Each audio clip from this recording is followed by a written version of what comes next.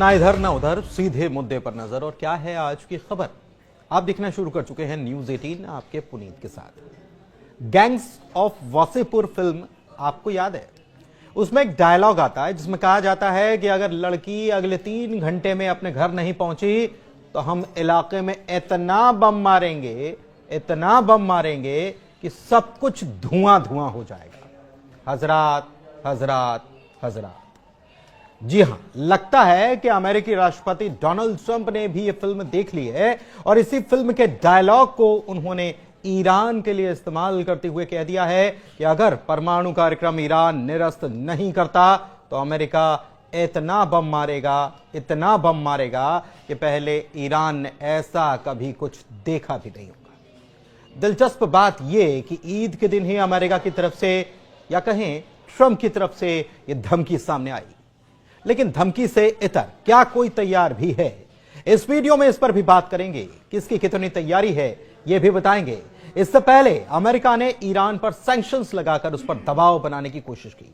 दूसरी तरफ इजराइल यह चाहता था कि उसने ईरान के परमाणु रिएक्टर्स की जो मैपिंग कर रखी है, उसी मैपिंग का फायदा उठाकर अमेरिका उसे हमला करने की परमिशन यानी कि हरी झंडी दे दे और हथियार भी दे दे। बात बार बार ईरान के परमाणु कार्यक्रम को लेकर ही सामने आ रही है। अमेरिका नहीं चाहता कि ईरान अपना यह प्रोग्राम जारी रखे।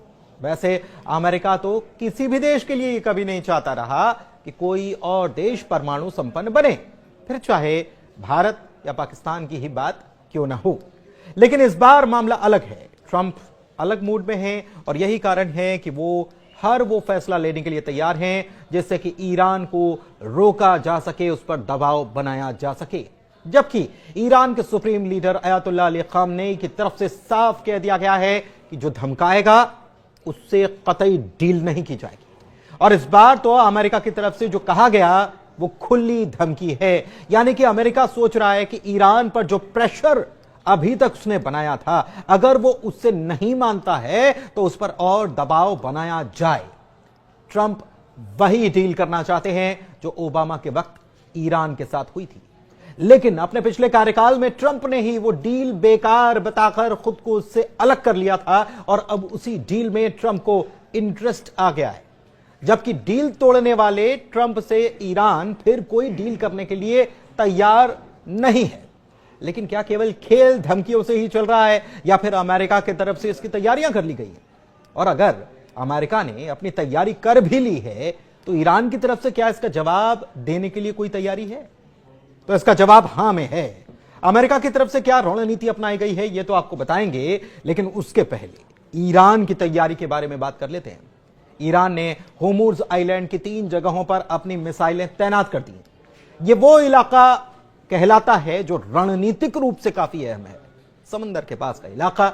इतना ही नहीं, ईरान ने अपनी मिसाइल सिटी की भी एक झलक पूरी दुनिया को दिखा दी है। इसमें लंबी दूरी की वो मिसाइलें भी हैं जिनका इस्तेमाल कुछ वक्त पहले इजराइल के खिलाफ तब किया गया था जब इजराइल ने हिजबुल्लाह चीफ नसरल्लाह को हमले में मार गिराया था। ईरान की खैबर शेकन जैसी मिसाइलें भी इसमें शामिल हैं। खैबर शेकन बैलिस्टिक मिसाइल है जो अमेरिका के एंटी बैलिस्टिक मिसाइल सिस्टम को भी चकमा दे सकती है। इसके अलावा इसकी रफ्तार आवाज से 2 से 3 गुना तेज होती है। ईरान ने 28 तारीख को ही एक सैन्य अभ्यास भी किया है। इसी 28 मार्च की हम बात कर रहे हैं। यह मिलिट्री एक्सरसाइज ओमान और फारस की खाड़ी में की गई है, जिसमें लेबनान, इराक, यमन के करीब 3000 जहाजों को शामिल किया गया था।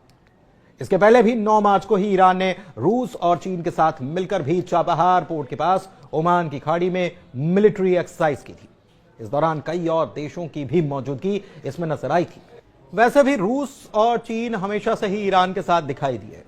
रूस जहां सैन्य सहयोग के लिए ईरान के बिल्कुल बगल में खड़ा दिखता है, तो चीन ईरान पर लगे सैंक्शंस के बावजूद बड़ी मात्रा में उससे तेल खरीदता है। वैसे भी जब से ट्रंप ने टैरिफ को लेकर चीन पर नकेल कसने की कोशिश की है, तब से ही चीन साफ तौर पर यह कह चुका है कि वो हर प्रकार की जंग के लिए तैयार है, फिर चाहे वो टैरिफ को लेकर हो या फिर और कोई जंग ही क्यों ना हो।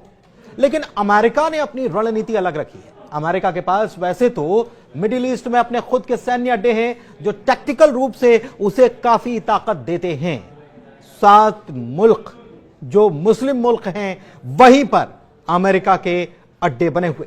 मसलन अगर कोई हमला करता है तो इन्हीं सैन्य अड्डों से सहायता ले ली जाती है या तुरंत अटैक करने का भी काम किया जाता है।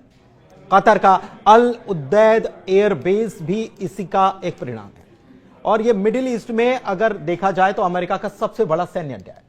इसके अलावा Bahrain, UAE, Kuwait, Jordan, Iraq, Syria, Saudi Arab और इजराइल भी इसमें शामिल है।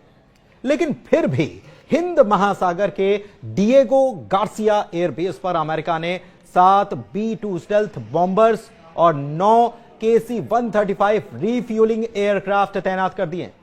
इसके पीछे कारण है कि डिएगो गार्सिया एयरबेस जो है यह ईरान से 4700 किलोमीटर की दूरी पर है, यानी कि यह ईरान की मिसाइलों की जद से बाहर है। ऐसे में माना जा रहा है कि 1 मई को कुछ बड़ा हो सकता है और यहां से ईरान के 4 बड़े सैन्य ठिकानों को निशाना बनाया जा सकता है। खबर यह भी आई है कि यहां पर नोटाम जारी हो चुका है, NOTA। अब यह नोटाम क्या भला है भाई, यह भी आपको बता देते हैं। यह नोटाम का मतलब होता है नोटिस टू एयर मिशन, यानी कि कुछ बड़ा होगा, मतलब कि एयरबेस पर इस दौरान भारी सैन्य गतिविधियां रहेंगी। बता दें कि अमेरिका की तरफ से ईरान को डील साइन करने के लिए 2 महीने का वक्त दिया गया और यह मियाद 1 मई को खत्म होने जा रही है। ऐसे में सवाल यह उठ रहा है कि क्या इसी दिन अमेरिका और ईरान के बीच कोई बड़ी जंग छिड़ सकती है? वक्त ही बताएगा। धन्यवाद।